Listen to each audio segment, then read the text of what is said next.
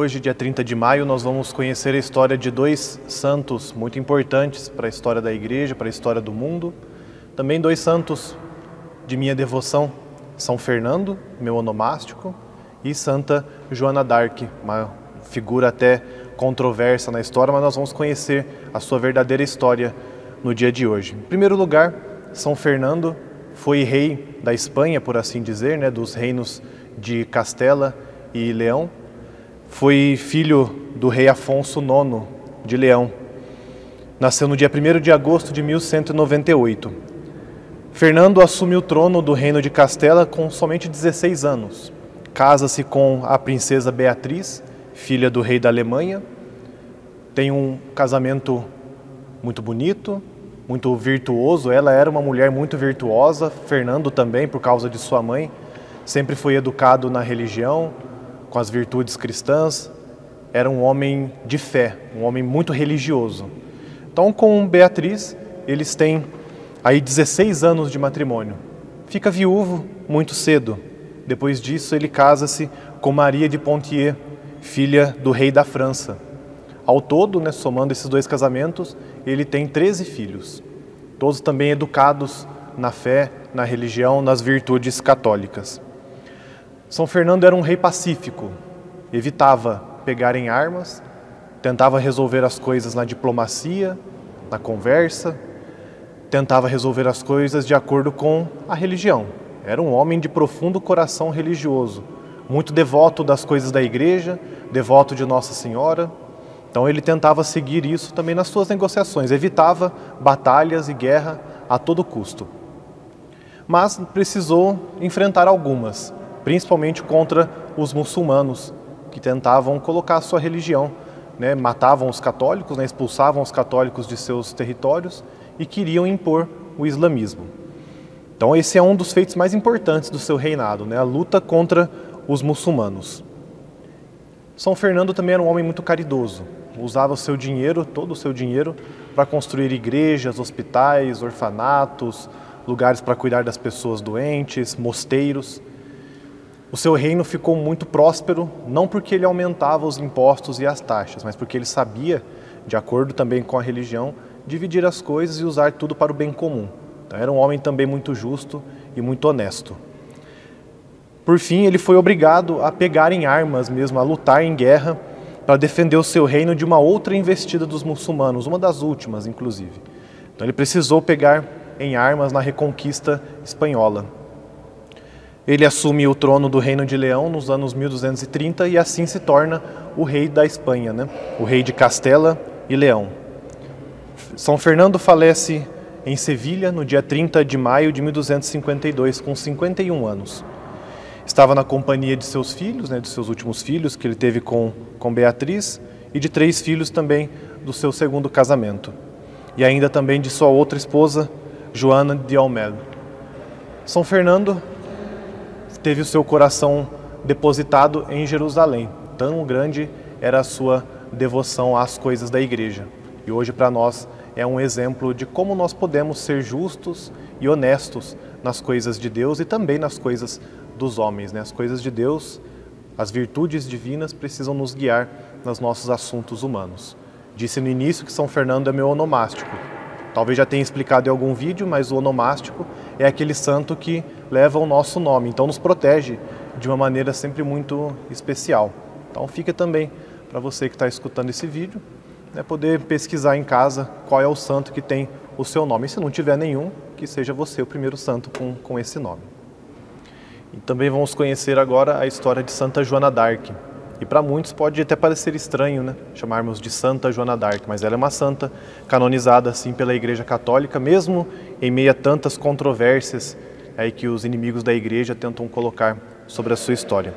Joana d'Arc, uma moça francesa, nasceu em Domremy-la-Pucelle e desde muito jovem, desde nova, ela dizia ter visões de São Miguel, de Santa Catarina, dizendo que ela precisava ajudar a França na reconquista do seu reino, na reconquista dos seus territórios. Nessa época, a França estava passando pela Guerra dos 100 Anos contra a Inglaterra. Claro, muitos detalhes históricos aqui que não consigo colocar nesse vídeo, então fica também para que você pesquise em casa sobre a Guerra dos 100 Anos, uma história muito interessante e decisiva na história da França e da Inglaterra. Então, Santa Joana d'Arc, levada pelas suas visões, levada pela sua grande fé também, sabia que a unificação do Reino da França era importante também para a unificação da fé, para a Igreja. Assim, então, ela vai até o Delfim, Carlos, procura esse homem para que ele seja o rei da França e unifique o país, o reino. E colocam várias provas, né? Era uma moça muito jovem na época, perto dos seus 16 anos, então, claro, né, colocavam dúvidas sobre as virtudes, sobre a coragem dessa menina.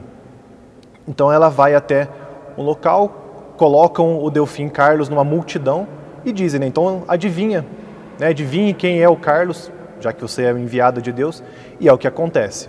Ela vai até a pessoa certa, diz dos seus propósitos e convence então aqueles homens a lutarem por ela e a lutarem também pelo reino.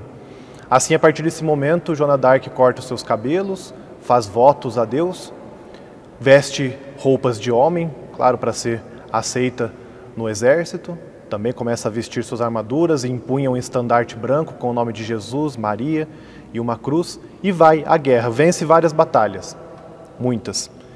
Assim, então, ela, após passar por vários testes, interrogatórios, até interrogatórios teológicos, Joana d'Arc vai até Orleans, consegue vitórias nessas cidades, até chegar no momento em que ela precisa levar Carlos, o Delfim da França, até a cidade de Reims, para ser coroado.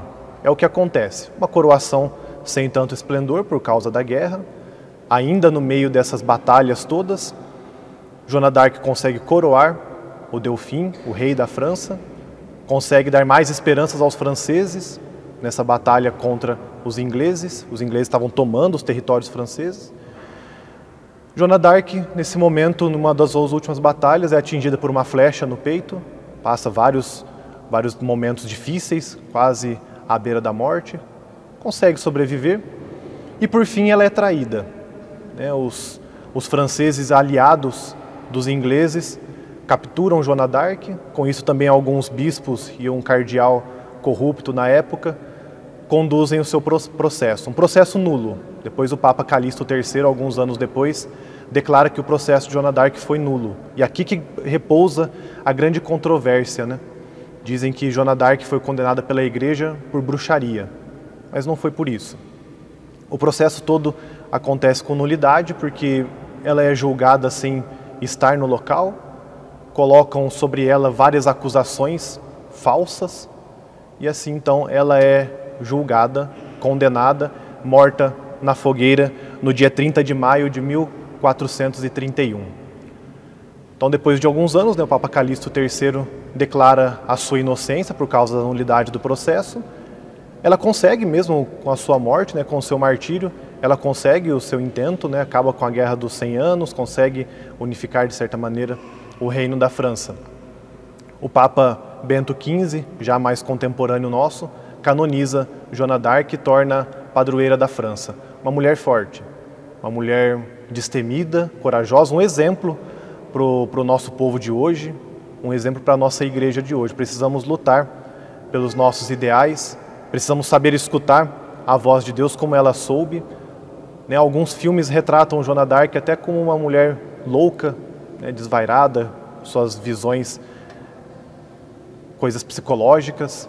Mas nós sabemos, ela era uma mulher de fé, participante da missa, dos sacramentos, tanto que ela pediu os sacramentos já na fogueira, então recebeu a comunhão, beijou a cruz.